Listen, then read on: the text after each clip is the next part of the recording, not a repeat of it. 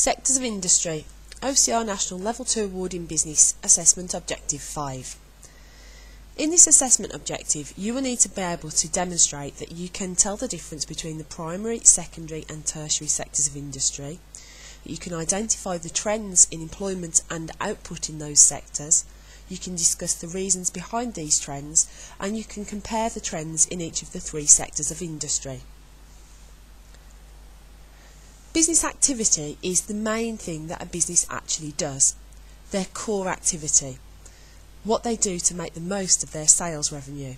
So for example, Burger King, on this image, is a restaurant. They make most of their sales revenue from selling burgers and chips. Carphone Warehouse make most of their money from selling mobile phones and mobile phone contracts. That's their core activity. We can classify businesses into one of three sectors based on the nature of their core activity. Primary sector businesses specialise in obtaining raw materials, so businesses in this sector would include farming, fishing, forestry working, coal mining. They're businesses that get raw materials that are used by other businesses. In the secondary sector we have the manufacturers, businesses who produce goods, so food processing, furniture manufacturing, clothes manufacturing, car manufacturing. Secondary sector businesses make goods. And in the tertiary, those businesses sell the goods that the secondary sector have made, or they provide a service. The three sectors link together to form a chain of production. So the primary sector obtains the raw materials, secondary sector turns those raw materials into products, tertiary sector sells those products to the public. Each of the stages follow on from one another to produce the goods and services that we receive as customers. Any business is dependent on the other sectors, and this is called interdependence. The manufacturing sector need the raw materials to make their products. The primary sector, if they couldn't sell those raw materials, they wouldn't make a profit. And the tertiary sector, without the previous two sectors, would have nothing to sell. So, each of the businesses in those three sectors add value.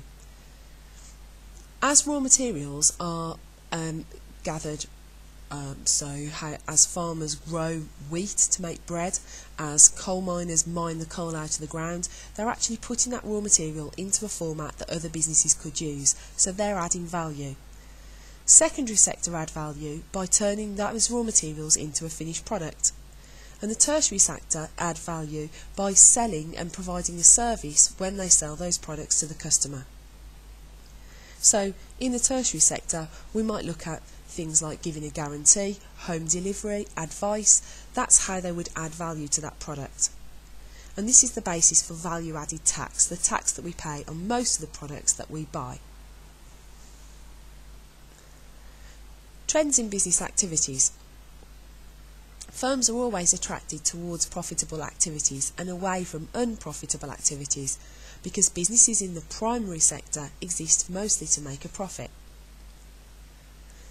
Activities are profitable if customer demand for them is increasing. In the primary sector, the number of people employed in this sector has fallen over recent years, and the output from this sector has also fallen. There are a number of reasons for this. Firstly, raw materials have been used up in some cases. So perhaps in the coal mining industry, there are coal mines now that it's no longer viable to mine. Machinery has replaced jobs. So in the farming industry, for example, one machine can drastically cut the number of workers that are needed to plough a field, for example. Foreign competition has also meant that some businesses in Britain cannot produce goods as cheaply as other countries, so we are buying foreign imports of materials instead of using materials that have been grown or mined or obtained in this country. So for all of these three reasons, there are less people employed in the primary sector. In the secondary sector, there's also been a decline in the number of people that are employed and the output from this sector.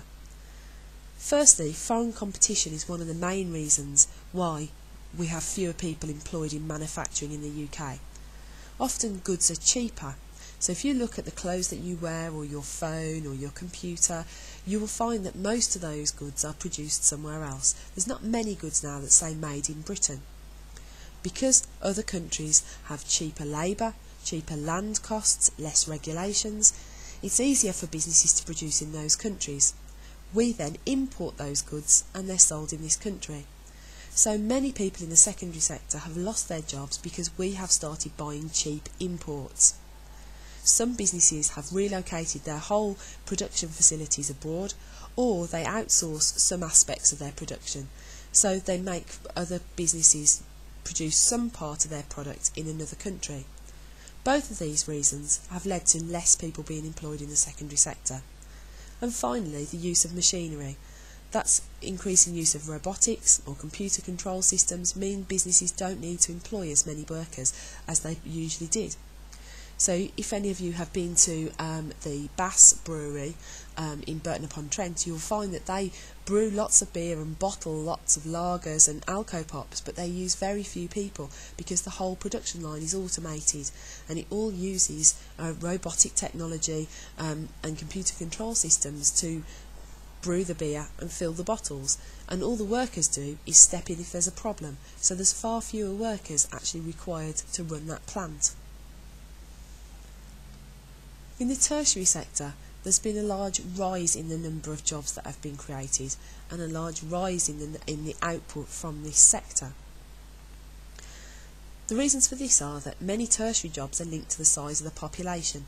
So as the population grows, more people are needed, so more teachers, more doctors, more nurses. So as we see the birth rate increase, or we see more immigration, more people from abroad coming to live here, we need more people providing those services. And even though services like teachers and doctors and nurses are public sector services, they're also in the tertiary sector because the service is provided. There's been an increase in wealth of people in Britain, so people have more money to spend, so there's been a greater demand for shops and other leisure facilities. Think back to when your parents were in their 20s, how many of them had a gym membership? Compare that to how many people have a gym membership today. Go back even 5 years, not very many people had their nails done and had those acrylic nails, whereas today that's quite commonplace. That's a service. The population of Britain now also enjoys more leisure time, so we have more time to visit attractions like cinemas, sports facilities and events, so that creates jobs. And businesses are now increasingly putting importance on customer services, so more jobs are being created in service call centres and in market research to find out what customers want and to provide a quality service. There was a trend with service centres and call centres being relocated to places like India, and that did cause some unemployment in this sector, but increasingly businesses have found that it's UK workers that provide the best service. They're able to deal more effectively with customer queries and complaints. So whereas banks and other businesses had their call centres in India, for example, they're now increasingly moving them back to the UK. So that's been an overview of the three different sectors, and an overview of the trends of what's happening to employment and output in those sectors. So what is it that you need to do now? Well, first of all, you need to, for a pass level, explain what businesses do in each of the sectors. You're then going to need to identify where PGL is. What sectors do they operate in? Do they get raw materials? Do they manufacture anything? Or do they provide a service? You're going to need to tell me about the trends in the number of people that are employed in those sectors and the level of output in those sectors. And you're going to identify one difference between the number of people employed in the secondary sector and in the tertiary sector, and give me a reason why. To move up to merit level, you need to provide up-to-date evidence of the trends in employment and output. You need to explain the similarities between trends occurring in the primary and secondary sectors. You need to discuss why workers in the primary and secondary sectors might face similar risks to their jobs. And you're going to need to explain to me why employment in the tertiary sector is rising. To get a merit level, you're also going to need to tell me how PGL are affected by the trends in their sector of industry. To move up to distinction level, the key is to have independently researched evidence of the trends of employment and output. So not just using the resources that are on the P drive, but actually finding up-to-date research yourself. You're going to need to discuss reasons why firms might locate their production abroad or outsource their production, and you're going to need to link that explanation to costs, revenue and profit. You're going to need to discuss why employment in the tertiary sector is less susceptible to foreign competition and the use of machinery. So for this you need to think about the nature of the service that's actually provided. If you take a pub for example, is it possible to automate the service that happens in a pub? Would people be happy to be served by a robot, for example? Would you be happy to have a robot cut your hair or do your nails? You're also going to need to discuss how UK service centres are now being used by businesses to improve their service. So why businesses are bringing their service centres back to the UK from places like India.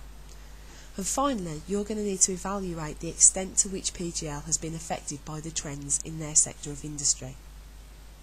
So, you are going to need to use this screencast, the notes that you've done already on primary, secondary and tertiary sectors, the materials that are available on the P drive and your own internet research to complete assessment objective 5.